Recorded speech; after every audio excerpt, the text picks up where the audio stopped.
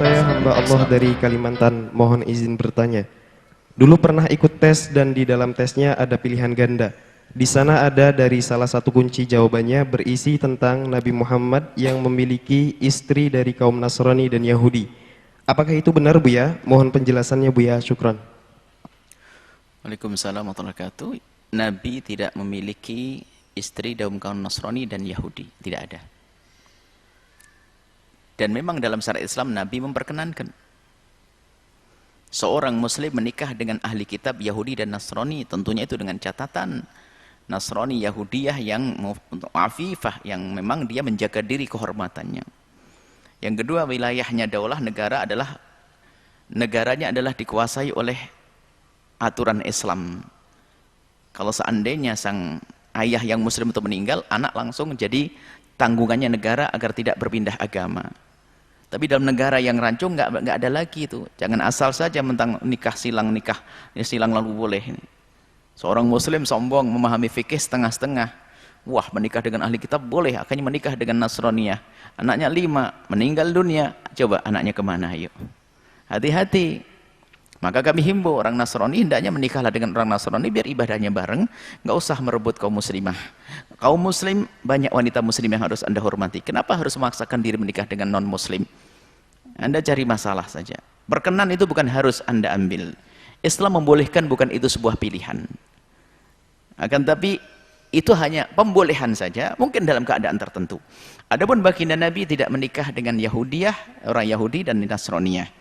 Adapun masalah Sayyidah Maryah Qibtiyah, beliau adalah termasuk milkul yamin. Jadi budak yang diberikan itu adalah dalam Islam itu akan mulia. Kalau ada orang menghadiahkan kepada seorang laki-laki budak, maka budak itu adalah dengan hak milik yang pindah tadi itu seperti akad nikah. Artinya apa? Boleh digauli dan anaknya pun akan jadi merdeka. Ini keistimewaan dalam Islam. Kalau budak digauli oleh tuannya halal, hanya tuannya saja, yang lain nggak boleh. Berarti seperti istri. Sebelumnya ini adalah mengangkat nama, martabat seorang budak dengan tuannya. Karena anak itu nanti akan menjadikan sebab sang ibunda adalah menjadi merdeka. Sebagian memahami masalah milkul yamin ini dengan pandangan rendah karena dia tidak paham dalam Islam. Maka milkul yamin dalam Islam itu adalah perbudakan yang memperkenankan sayyid, tuan menggauli, itu adalah memuliakan wanita itu. Karena apa? Secara otomatis anaknya akan jadi sayyid, akan jadi tuan. Dan nanti ibundanya pun pada akhirnya akan merdeka. Nah, adapun baginda Nabi tentang Sayyidah Maryah Qibtiyah adalah riwayat yang benar. Sayyidah Maryah Qibtiyah adalah telah masuk Islam karena beliau adalah wanita cerdas dengan saudarinya namanya Sirin. Dia adalah kemudian juga dengan saudaranya yang namanya Khosi atau siapa? Khosi. Jadi beliau adalah datang dikirim dari Mesir. Beliau adalah Sayyidah Maryah Qibtiyah adalah asli Nasrani. Asli Nasrani. Tapi sering membaca tentang kisah manusia agung yang akan datang di akhir zaman, belum tahu di mana tempatnya, tapi jelas di Jazirah Arab, dan tempatnya lahirnya di kota Mekah, dan akan berkiprah nanti di Madinah. Itu membaca itu semuanya, tapi belum. Kemudian setelah itu di perjalanannya, setelah dia akan dihadiahkan oleh tuannya, oleh dari tuannya akan dihadiahkan kepada Rasulullah, di perjalanan ditemani oleh sahabat Nabi yang namanya Hatib ibn Abi Balta'ah. Hatib ini orangnya sangat baik dan menjaga, matanya menjaga, perilakunya menjaga. Sehingga Sayyidah Maryah Qibtiyah itu melihat, ini laki-laki kok hebat banget. Sangat menjaga kemuliaanku, kehormatanku. Dan aku pun tidak pernah merasakan dihormati semacam ini.